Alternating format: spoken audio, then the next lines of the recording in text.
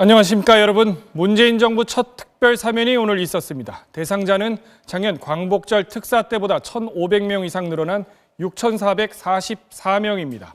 대부분 일반 형사범들인데 서민과 생계형 사면이 원칙이었고 애초부터 정치인, 경제인은 고려 대상에서 뺐다는 게 청와대 설명입니다.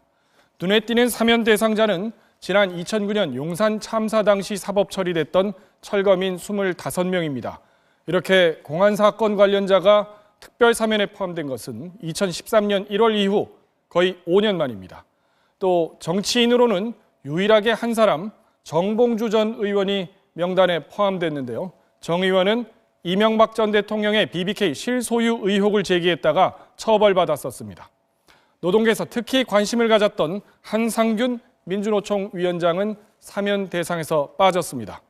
현 정부 첫 사면에 담긴 의미는 무엇이고 이에 대한 반응은 어떤지 임현주 기자가 짚어봤습니다.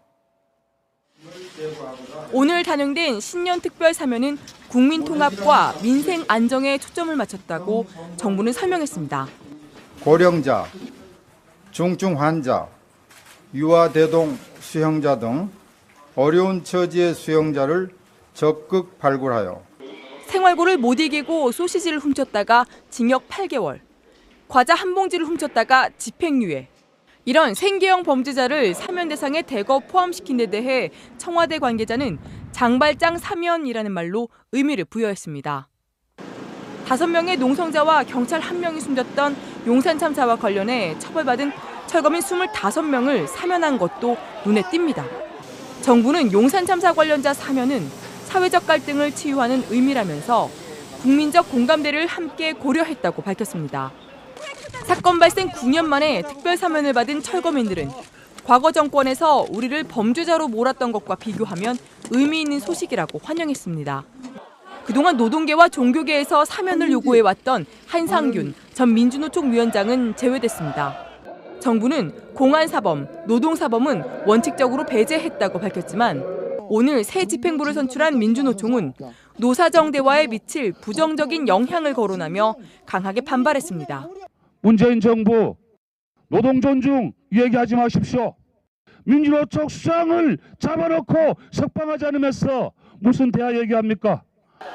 정치인 중엔 유일하게 사면 대상에 포함된 정봉주 전 의원은 지난 겨울 광장을 밝힌 촛불 시민께 감사드린다고 밝혔습니다.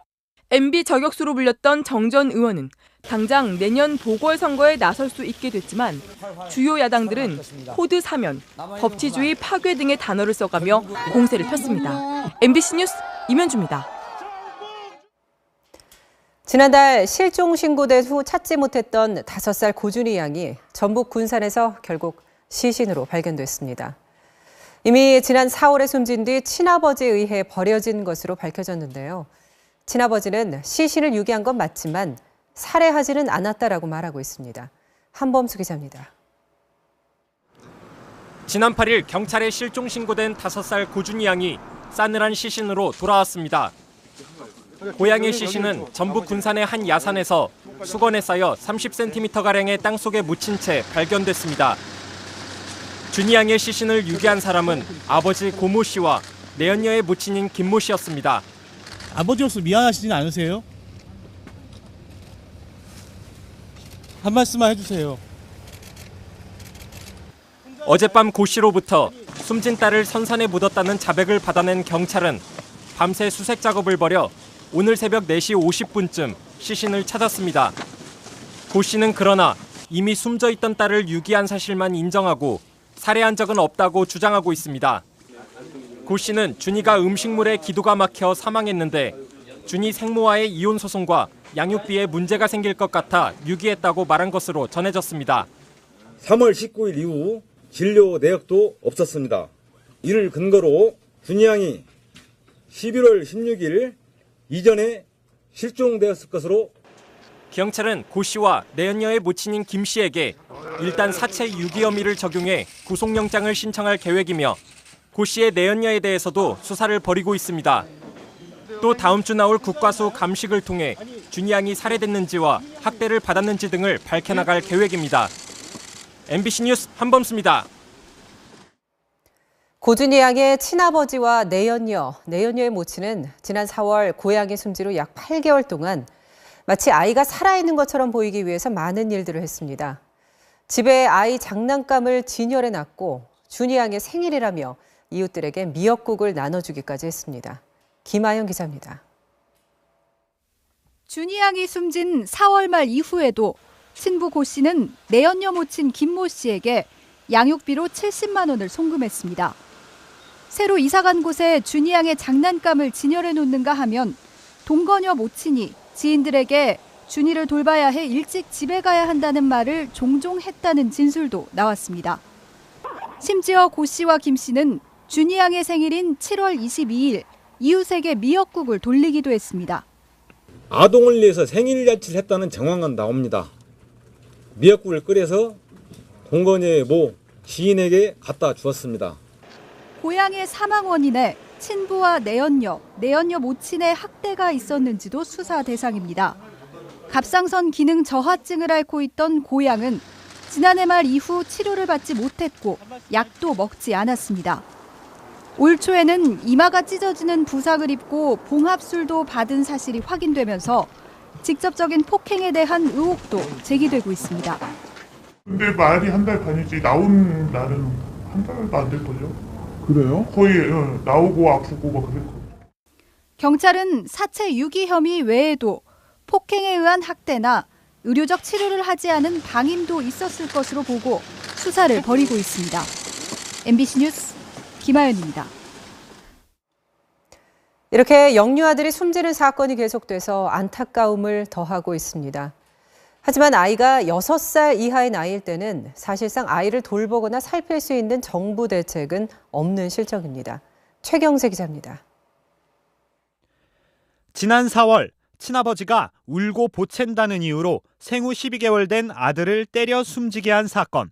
지난해 10월엔 양부모가 식탐이 많고 말을 듣지 않는다며 6살 입양딸을 방에 가둔 채 굶겨 숨지게 한 사건도 있었습니다. 지난 2015년 아동학대로 숨진 6살 이하 영유아는 19명으로 18명은 친부모의 학대로 목숨을 잃었습니다. 7살 아동의 경우 학교 예비 소집과 입학식에 참석하지 않으면 교육부에서 직접 소재 파악에 나섭니다. 초등학생은 3일 이상 결석하면 교직원이 가정을 방문하고 소재가 확인되지 않으면 바로 경찰에 신고해야 합니다. 하지만 6살 이하 영유아는 학대를 받고 있는지 제때 확인하기가 어렵습니다. 국가가 실시하는 영유아 건강검진이나 예방접종을 받지 않은 경우 학대를 의심할 수 있지만 일일이 들여다볼 여력이 안 됩니다. 인력이 부족한 상황이긴 한데 약간 예산이 부족하다 보니까 공백의 영역이 많죠. 예. 그 사생활을 국가가 관리해가는 것에 대한 그 인권적인 부담 때문에 검진과 예방접종 기록을 통합적으로 관리하고 활용할 수 있는 체계를 갖춰야 한다는 지적이 나오고 있습니다. 이 자료들을 데이터베이스화하고 또 이를 통해서 아동학대 사각지대가 없도록 해야 할 것입니다. 지난해 아동학대 신고 18,000여 건 가운데 6살 이하 영유아 아동학대는 약 5천 건으로 25%를 넘었습니다. MBC 뉴스 최경재입니다. 다음 소식입니다. 한일 위안부 합의에 대한 비난 여론이 커지면서 일본이 보낸 10억엔, 우리 돈 108억 원도 돌려줘야 한다는 목소리가 높습니다. 하지만 이걸 돌려주려 해도 일본이 받지 않을 것으로 보이기 때문에 어디로, 어떻게 돈을 줘야 할지 애매하죠. 방법은 없을까요? 현영준 기자가 전해드립니다. 지난해 9월 일본 정부는 위안부 합의에 따라 10억엔, 우리 돈 108억 원을 화해치유재단 통장으로 보냈습니다. 이 가운데 34억 원은 생존 피해자 34명에게 1인당 1억 원씩 지급됐고 사망 피해자 유족 58명에게는 각각 2천만 원씩 11억 6천만 원이 지급됐습니다. 60억 원 정도는 피해자나 유족들이 수령을 거부해 재단에 남아 있습니다.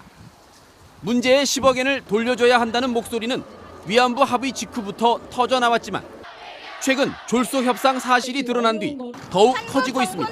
일본 정부의 시한 선언을 촉구하라! 할머니들로부터 다시 돈을 거둘 필요 없이 정부 예산으로 10억엔을 마련하는 건 어렵지 않습니다.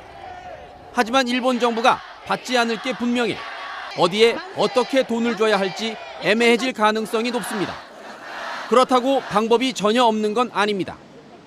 유엔과 같은 중립기구나 스위스 같은 중립국에 일종의 공탁처럼 10억엔을 맡겨놓고 양국이 입장을 조율할 수 있다는 겁니다. 국제법의 중개나 주선 이런 절차가 있습니다. 그런 절차를 통해서도 얼마든지 우리가 어떤 방안을 찾을 수 있다고 생각합니다. 보다 중요한 건 우리 정부의 명확한 입장과 원칙입니다. 10억엔 반환 절차에 돌입한다는 건 사실상 협상 파기 수순으로 볼 수 있기 때문입니다. 파기하고 같이 돌려주는 것은 그것은 당연한 거지만 예를 들어 10억엔을 먼저 돌려준다는 것은 그 현실적으로 파기를 의미하는 것입니다. 정부도 이런 점을 의식해 10억엔 반환 문제와 관련해선 아직 확정된 방침이 없다며 신중한 입장을 보이고 있습니다. MBC 뉴스 현영준입니다. 위안부 합의 문제로 한일 관계가 냉각될 조짐을 보이는 가운데 강경화 외교부 장관과 틸러슨 미국 국무장관이 전화통화를 하고 북핵 공조 방안을 논의했습니다.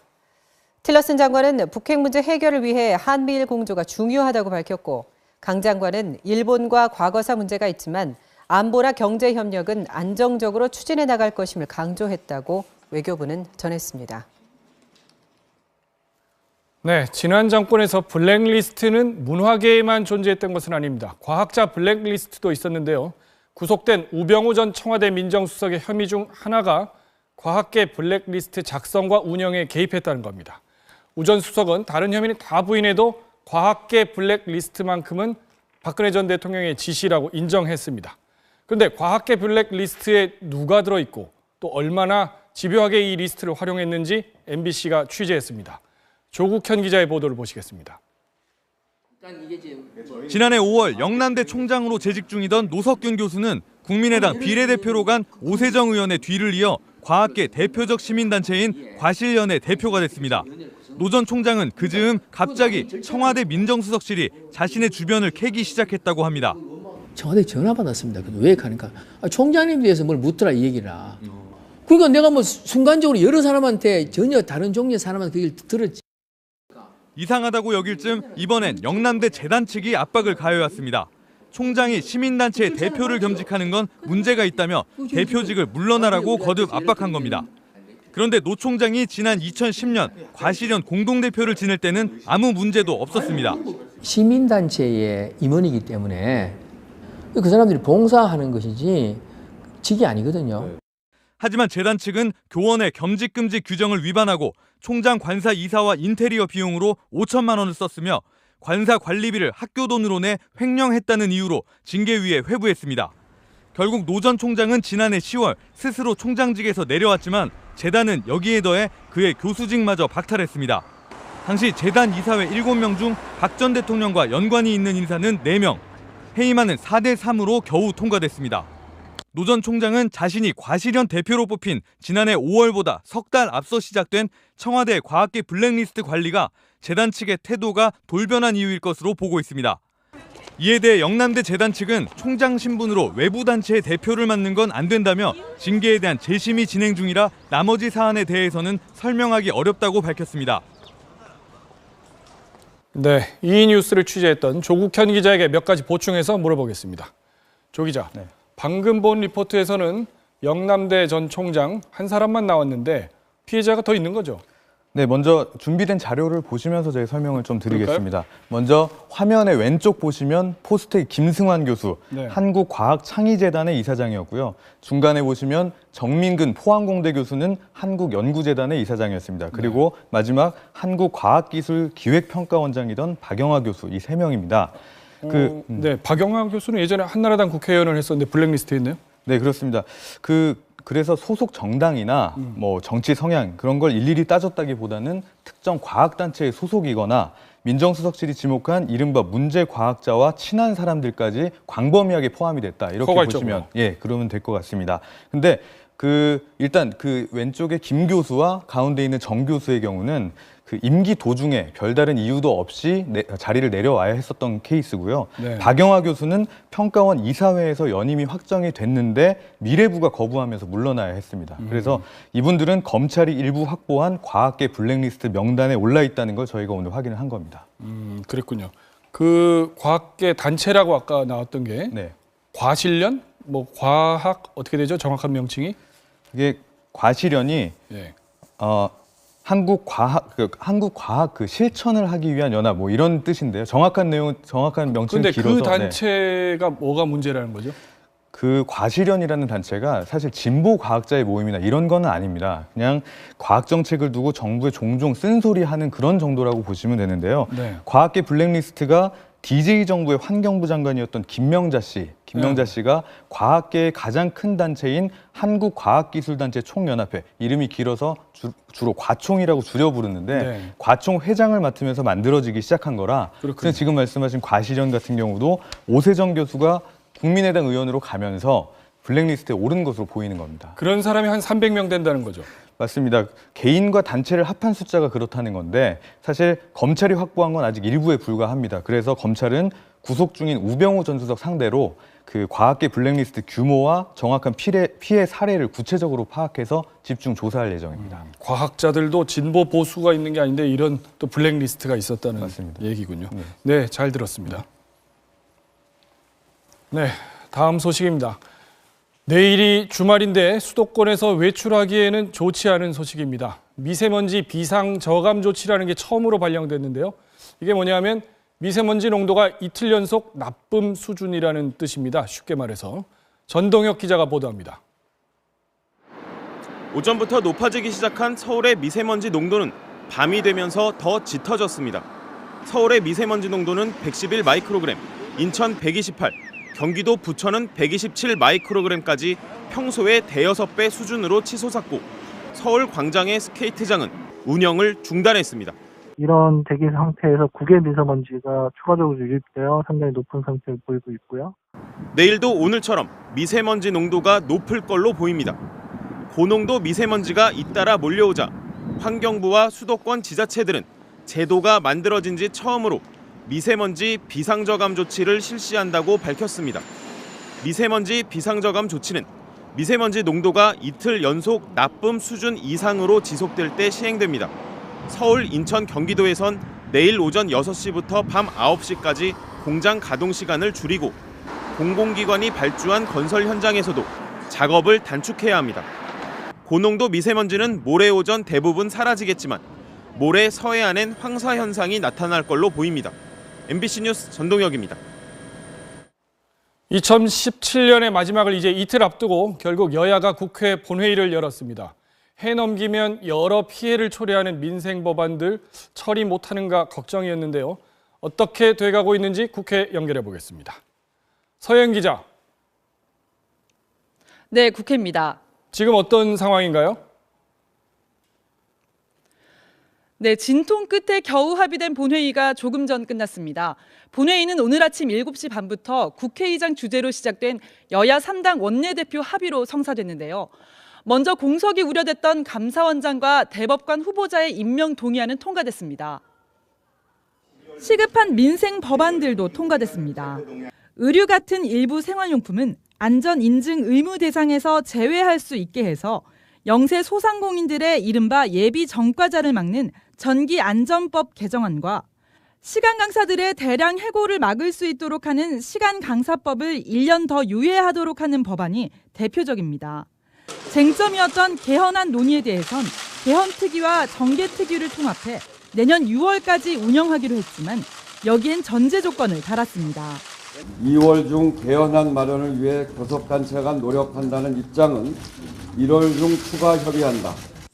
또 국회 운영위원장은 김성태 자유한국당 원내대표가 맡게 됐는데 한국당은 임종석 청와대 비서실장의 아랍에미리트 방문과 관련해 집중 추궁하겠다는 방침이어서 향후 대여 공세가 예상됩니다. 한편 한국당 최경환 의원에 대한 체포 동의안은 오늘 본회의에 보고만 되면서 신병 처리는 검찰로 넘어가게 됐습니다. 지금까지 국회에서 MBC 뉴스 서혜연입니다.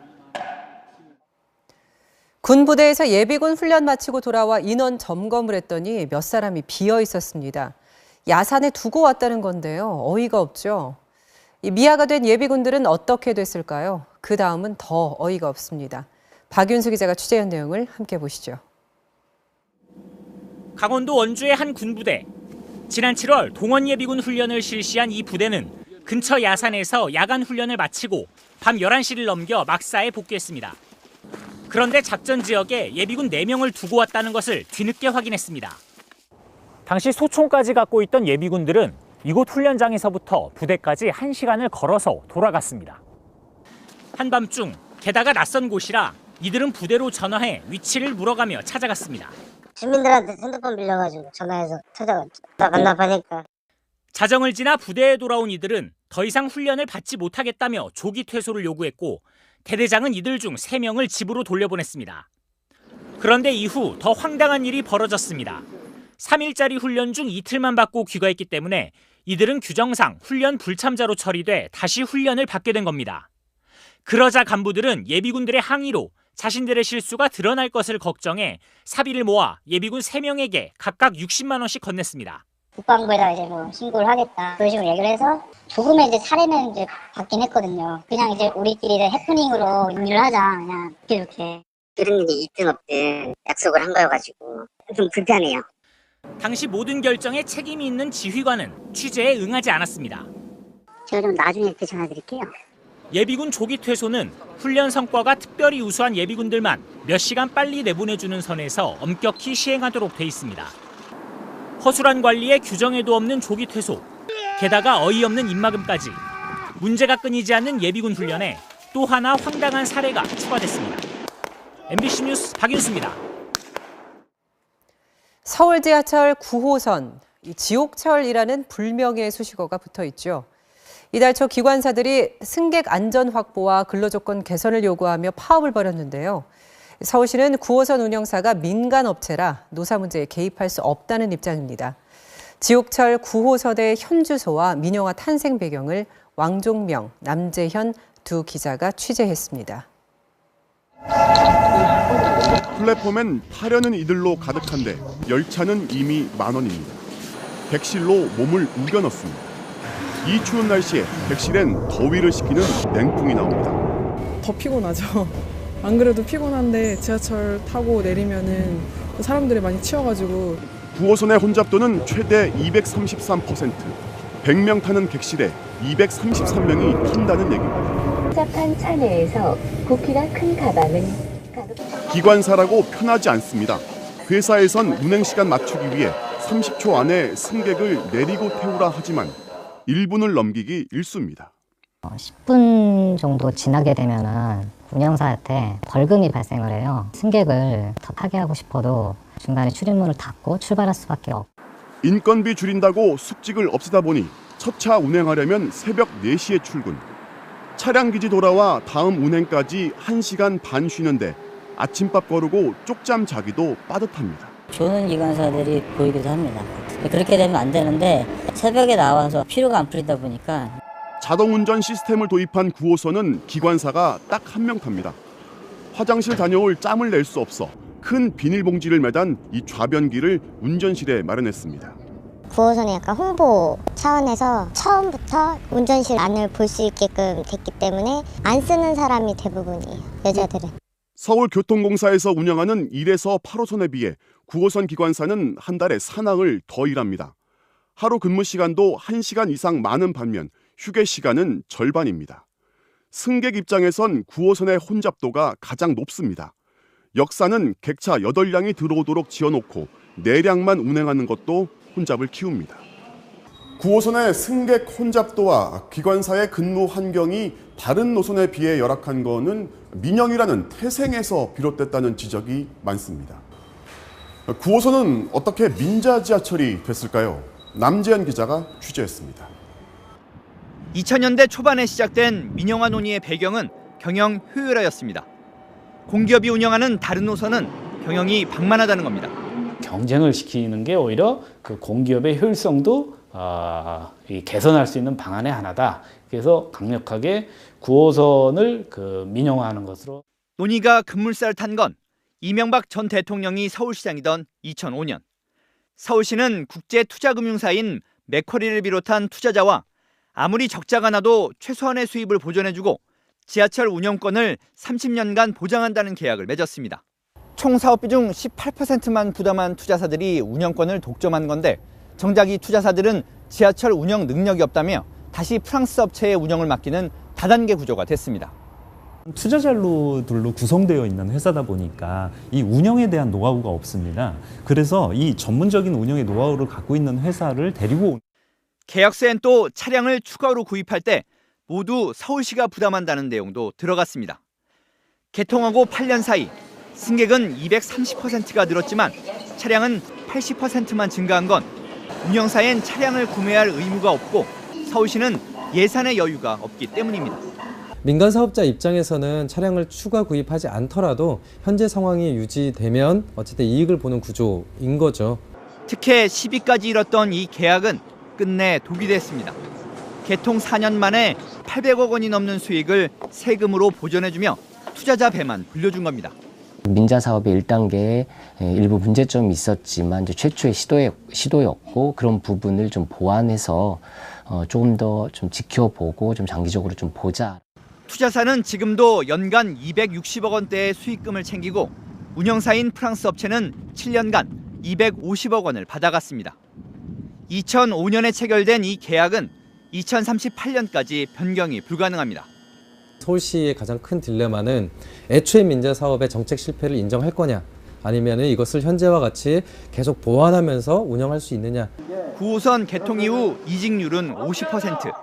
숙련된 기관사 둘 중 한 명이 회사를 떠나고 있고 이는 승객 안전과도 연결된 문제입니다.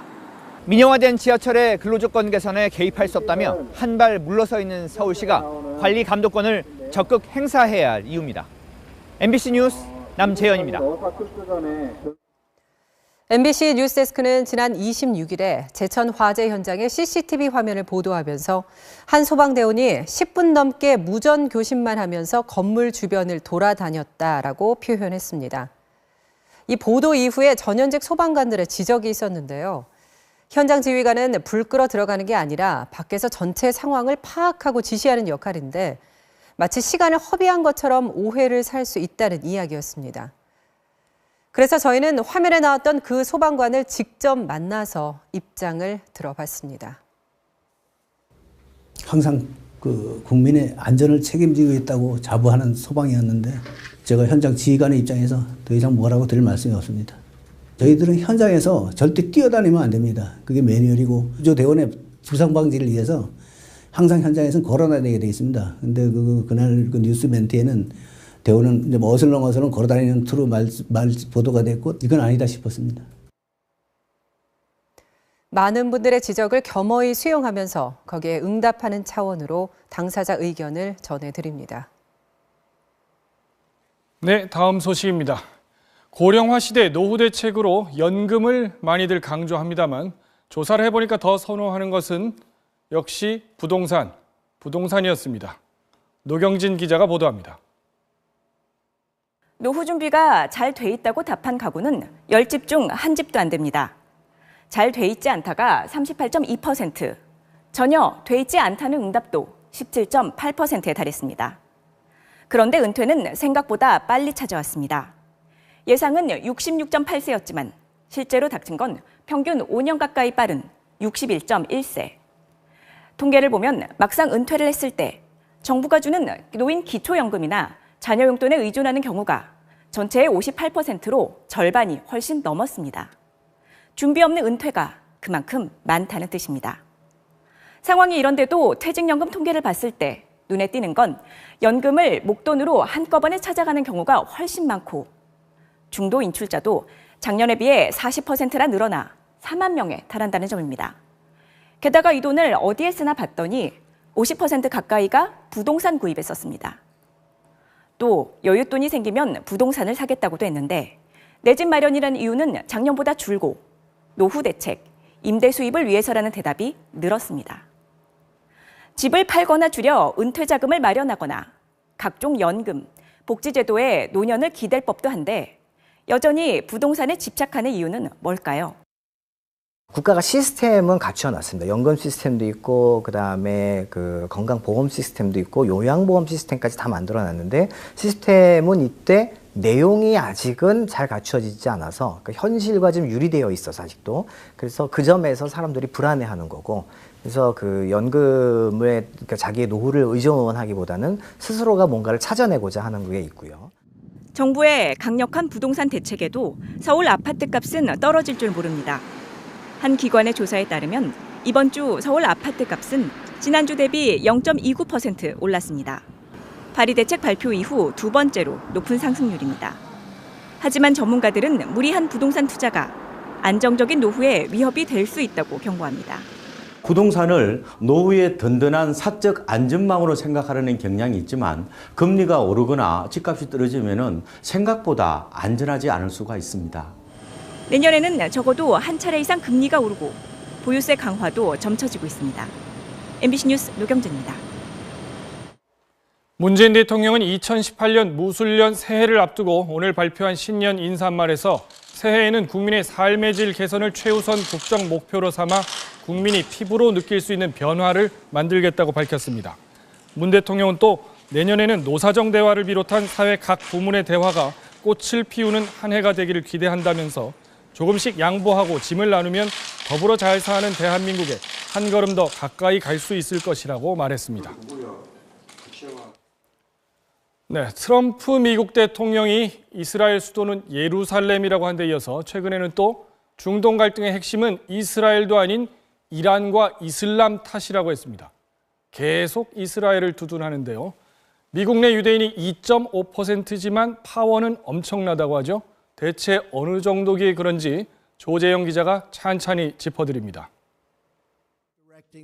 예루살렘 선언 다음 날 뉴욕타임스 일면에 실린 광고입니다. 트럼프가 약속을 지켰다.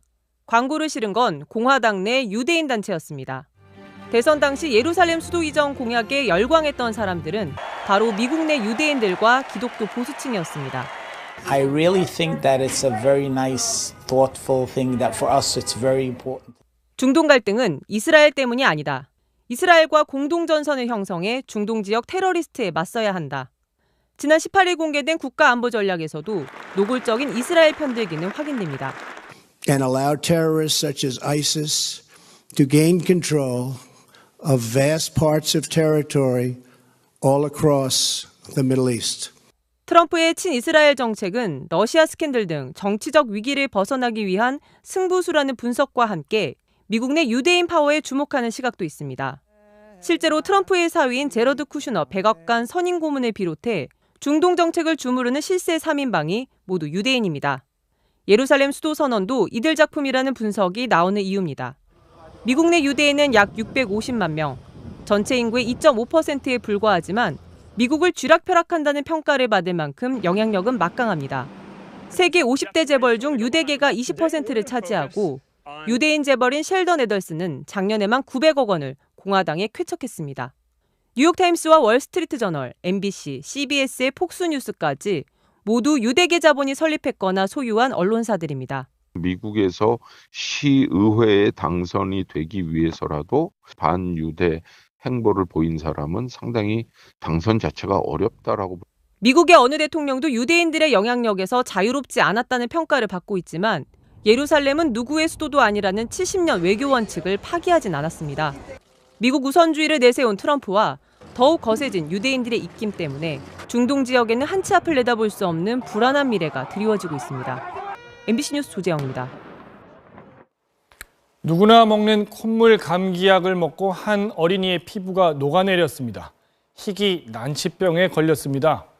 이런 일을 당한 아이 부모로서 더 절망적이었던 것은 어디에도 책임을 묻기 어려웠다는 건데요. 어떤 사연인지 이동경 기자가 취재했습니다. 아이의 얼굴살이 벗겨져 벌건 속살이 드러났습니다. 가볍게 잡기만 해도 피부가 밀리고 찢기다 보니 팔과 다리 할 것 없이 온몸에는 붕대를 감았습니다. 지난 9일 4살 아이의 몸에 갑자기 이런 증상이 나타났습니다. 콧물 감기가 떨어지지 않아 동네 소아과에서 약을 처방받았는데 사흘이 지나자 아이의 몸이 붓고 여기저기 물집이 잡히기 시작했습니다. 저기 아이가 막 비명을 지르더라고요. 아이를 손으로 붙잡았는데 이게 피부가 녹아내리더라고요. 솜사탕에 물이 닿으면 이렇게 스며들듯이. 진단받은 병명은 스티븐 존슨 증후군. 감기약에 들어있는 항생제 부작용으로 생긴 독성 물질이 면역 체계를 교란시켜 피부가 괴사하는 희귀난치성 질환입니다. 하지만 약품 설명에 깨알같이 적힌 100가지 넘는 이상 반응 가운데 스티븐 존슨 증후군에 대한 언급은 단 2번뿐입니다.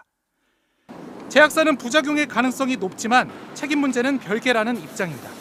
인과가 충분히 있습니다. 사용 설명서에 나와 있다는 것은 명확한 거거든요. 하지만은 보상 문제에 있어서는 의약품안전원에서 판단을 하셔서 처방한 소아과 의사나 조제한 약사 누구 하나 약의 부작용에 대해 설명하지 않았습니다. 황당했던 부분은 어느 누구도 어떤 기관도 책임지려고 하는 부분이 없었어요. 병원에 연락을 했을 때는 그냥 차가운 대답뿐이었고. 관련법은 의료인에게 설명 의무를 규정하고 있지만 막상 이를 어겨도 법적인 책임은 무겁지 않습니다. 일단 의사는 약물에 대해서 설명할 의무는 있지만 그걸 하지 않으면 처벌을 하는 그런 규정은 없습니다. 네. 약사는 복약지도 의무 규정이 되어 있고요. 그것을 위반을 했을 때 100만 원 이하의 과태료를 부과하도록. 매일 많게는 100만 원 넘게 드는 치료비는 또 다른 고통입니다. 감염 우려 때문에 1인 병실을 써야 하지만 건강보험에서는 지원이 안 되고 정부의 재난적 의료비 지원 사업도 이 같은 희귀병은 적용 대상이 아닙니다. 약이 본래 부작용은 완전히 피할 수 없는 만큼 제약회사들도 부작용 환자들을 지원하는 기금은 만들어놨습니다. 현재 기금은 110억 원 넘게 쌓인 상태. 그러나 지원 대상은 건강보험에서 지원하는 질병에 한해 자기 분담금을 내주는 정도입니다. 정부도, 의료기관도, 제약회사도 제대로 책임지지 않고 있는 부작용 피해자들에 대한 조사와 지원책 마련이 필요한 이유입니다. MBC 뉴스 이동경입니다. 정부가 홍콩 선박 한 척을 억류해 조사하고 있다고 밝혔습니다. 북한 배와 접촉해 대북 수출이 금지된 정유 제품을 전달한 게 포착된 건데요. 최근에 이런 보도가 많았죠. 트럼프 대통령이 제재에 구멍이 뚫렸다고 중국을 맹비난했습니다. 박민주 기자입니다. 지난 10월 19일 인공기를 단 북한배 예성강 1호가 조금 더 큰 다른 선박과 줄로 연결된 모습이 미국 정찰 위성에 의해 촬영됐습니다. 북한 배에 유류를 전달했다는 추측 보도가 나오는 가운데 우리 정부가 인근을 지났던 홍콩배 한 척을 억류했습니다. 위성에 찍힌 날과 같은 날 동중국해 공해에서 북한 배에 정유 제품 600톤을 전달한 혐의입니다. 라이트하우스 윈모어라는 이름의 이 배는 현재 타이완 회사가 임대 중인데 AFP 통신은 지난주 유엔 안보리 대북 제재 결의 당시 중국이 반대해 제재 대상에서 빠진 선박이 바로 이 배라고 보도했습니다. 잇따르는 대북 유류 밀무역 보도에 트럼프 대통령은 현행범으로 걸렸다. 북한의 석유가 흘러들어가게 허용하고 있다며 중국을 맹비난했습니다. 동시에 북핵 문제의 평화적 해결을 낙관하는 23년 전의 미국 대통령과 그때부터 강경 대응을 주문했던 자신의 모습을 대비시킨 동영상도 올렸습니다. North Korea will freeze and then dismantle its nuclear program. South Korea and our other allies will be better protected. North Korea, and they are developing nuclear weapons. We have to do something to stop. 중국 외교부는 즉각 밀무역 의혹을 부인했습니다. 近期的一系列的报道所称的情况是不符合事实的. 다만 우리 정부가 억류한 홍콩 선박에 대해선 구체적으로 알지 못한다고 답을 피했습니다. MBC 뉴스 박민주입니다. MBC가 최근 보도한 KTX 해고 승무원 문제와 관련해 김현미 국토교통부 장관이 조만간 노사 합의가 잘 되면 해고 문제도 해결될 것으로 기대한다고 말했습니다.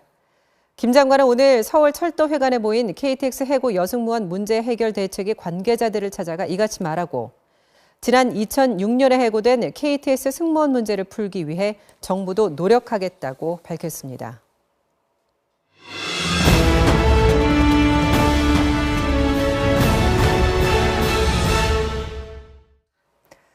MBC는 해를 넘겨도 우리 사회가 잊지 말았으면 하는 사람들의 이야기를 전해드리고자 합니다.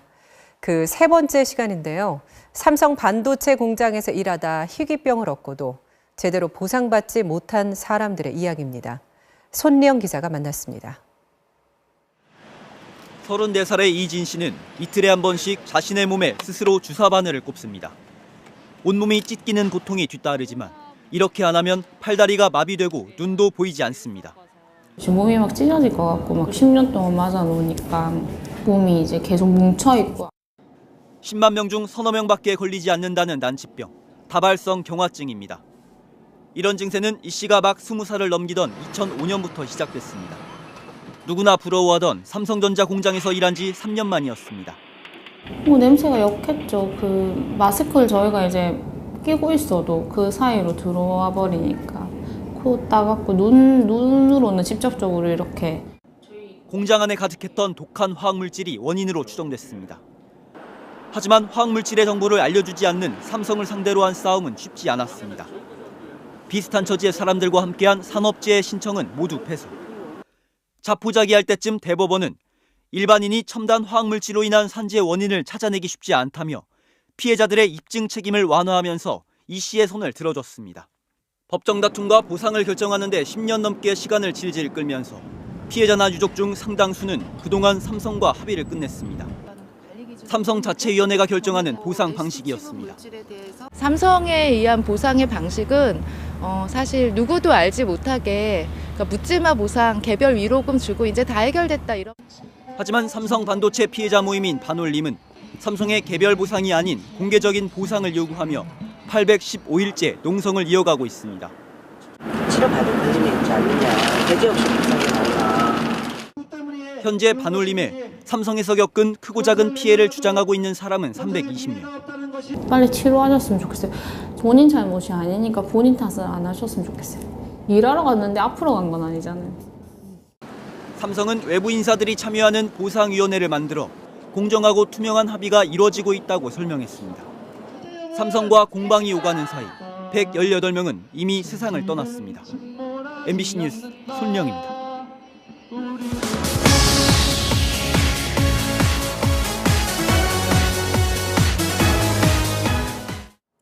금요일 밤 스포츠 뉴스입니다. 미국 골프 전문 매체 골프 채널이 뽑은 올해의 뉴스 1위 인물, 과연 누굴까요? LPGA 데뷔 첫 해 3관왕을 차지한 박성현 선수가 그 주인공입니다. 엄청난 비거리와 계속해서 다음 소식입니다. 배드민턴 국가대표 선발전에서 쟁쟁한 선수들을 모두 물리치고 태극마크를 단 중학생이 화제입니다. 정진욱 기자가 미래의 스타를 소개해드리겠습니다. 현재 소녀로 불리는 주인공은 광주 체육중학교 3학년 안세영 선수인데요. 우리 나이로 15살이니까 배드민턴 최연소 국가대표가 되는 겁니다. 나흘 뒤엔 진천선수촌에 입촌해서 새로운 도전에 나서는 안세영 선수를 직접 만나봤습니다. 지난 25일까지 열린 국가대표 선발전. 이번 대회 유일한 중학생 안세영이 파죽지세로 언니들을 몰아붙입니다. 국내 2위 이장미까지 제압하며 7전 7승으로 최연소 국가대표가 됐습니다. 기분이 어땠어요? 다 선배들이다 보니까 그냥 재밌게 코트에서 놀고 나오자 그냥. 초등학교 1학년 때부터 훈련 일지를 쓰며 생각했던 단어는 노력. 복싱 선수 출신 아버지를 닮은 악바리 근성은 모두가 놀랄 정도였습니다. 사실 눈병이 왔었어요. 얼마 전에. 근데 전염병이니까 기숙사에서 나가야 되는데 세영이는 울고 왔더라고요. 집에서 다니게 해달라. 새벽에 가서 운동을 시켰어요. 가르치는 제가 너무 즐거워서 운동 시간이 기다릴 정도로 즐거웠다는 거예요. 성장 속도 면에서 이용대를 능가할 거라는 평가를 받고 있는 안세영. 세영이의 꿈은 이미 3년 뒤 도쿄올림픽을 향하고 있습니다.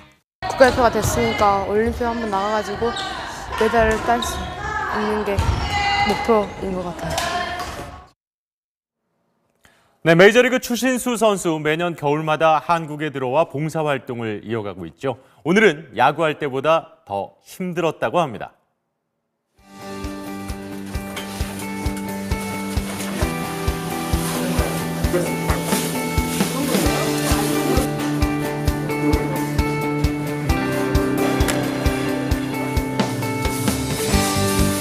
그렇게 어렵진 않죠? 네, 얼마 안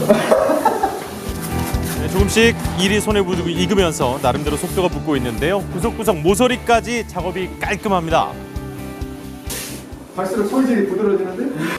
뭐든지 다 이거를 알겠습니다. 그러니까요. 네, 매년 다양한 활동을 하는 추신수 선수, 올해는 몸을 좀 써가면서 봉사를 하고 싶었다는데요. 처음에 제안을 들었을 때 되게 기분 좋았습니다. 어린 아이들을 위해서 이렇게 한다고 하니까 좀 더 보람도 더 있는 것 같고. 네, 2017년을 의미 있게 마무리한 추신수 선수는 내년 초 새 시즌을 준비하기 위해서 출국합니다. 팬들의 시선을 사로잡는 명장면 만나보는 시간입니다. 오늘은 뜨거웠던 아이스하키 링크에서 톱플레이 시작합니다. 스위스에서 열린 아이스하키 경기입니다. 강한 보디체크. 보디체크한 선수가 튕겨져 나갔군요. 벤치에서 쉬려고 한 건 아니죠? 자, 북미 아이스하키 리그에서는 조금 더 격렬해집니다. 템파베이와 몬트리올 두 팀의 선수들 초반부터 신경전을 벌이는 게 심상치 않습니다. 떨어지는가 싶었는데 잠시 후에 또다시 몸싸움을 벌이는군요. 자, 심판이 볼 땐 괜찮은데 안 볼 때는 뒤에서 밀고 심지어 스틱으로 배까지 때려버립니다. 이러면 안 되는데 말이죠. 종료 직전까지 또 싸우고, 자, 이렇게 되면 경기는 언제 하나요? 여기는 아예 복싱 링이군요. 서로 껴안고 빙빙 돌더니 이제는 뭐 오른손 원투 스트레이트까지 날려버립니다. 한참을 보던 심판들이 뒤늦게 말리는데요. NHL에서는 1대1 맨주먹 싸움이 허용된다고 합니다. 지금까지 톱플레이였습니다.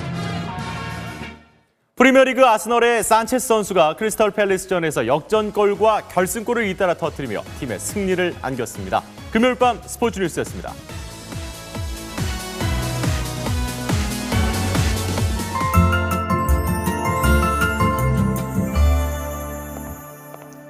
올해 마지막 주말은 눈과 미세먼지를 주의하셔야겠습니다. 먼저 눈은 내일 오후 서해안부터 내리기 시작해 차츰 저녁부터 전국으로 확대될 텐데요. 예상되는 눈의 양은 서울 등 중부지방과 전북, 경북 지역에 1에서 5cm, 강원 산간에는 최고 7cm가량으로 다소 많겠습니다. 눈은 모레 아침이면 대부분 그칠 것으로 보입니다. 미세먼지도 비상입니다. 오늘 밤새 더욱 짙어져서 내일은 온종일 나쁨 수준을 보이겠고요. 일부 지역에서는 매우 나쁨 단계까지 치솟겠습니다. 일요일인 모레는 겨울 황사까지 더해져 주말 내내 공기가 탁할 것으로 보입니다. 현재 대기가 정체되면서 뿌연 안개와 미세먼지가 가득합니다. 밤사이 복사 냉각이 활발히 이루어지면서 곳곳에 가시거리가 더욱 좁아지겠습니다. 내일은 전국이 흐린 가운데 오후부터 눈이 내리기 시작하겠습니다. 한낮 기온은 서울 4도 등으로 오늘보다 조금 낮겠고요. 동쪽 지역은 주로 눈보다는 비가 내리겠습니다. 남부지방도 비가 내리다가 저녁부터 눈으로 바뀌어 쌓이겠습니다. 물결은 대부분 해상에서 1m 안팎으로 일겠습니다. 무술년 새해 첫 해돋이는 대부분 지역에서 볼 수 있을 전망입니다. 날씨였습니다. 2018 희망나눔 캠페인에 성금을 보내주신 분들입니다. 박상기 법무부 장관과 직원분들이 2,500만 원을 보내주셨습니다. 코베아 강혜근 회장과 임직원분들이 1,000만 원을 기탁하셨습니다. 고맙습니다. 생방송의 달인. 선배가 드디어 앵커로 돌아오시는구나. 볼 수가 없었잖아요. 진짜 TV에서 많이 보고 싶었거든요. 김수진 앵커가 단독으로 진행해요? 멋지다. 그럼 무한도전 끝나고 뉴스데스크 바로 보면 되겠네요. 김수진이 돌아왔다. 새로워진 주말 뉴스데스크 기대하고 있습니다. 근데 언제부터 하나요? 진실을 전하겠습니다. 12월 30일에 뵙겠습니다.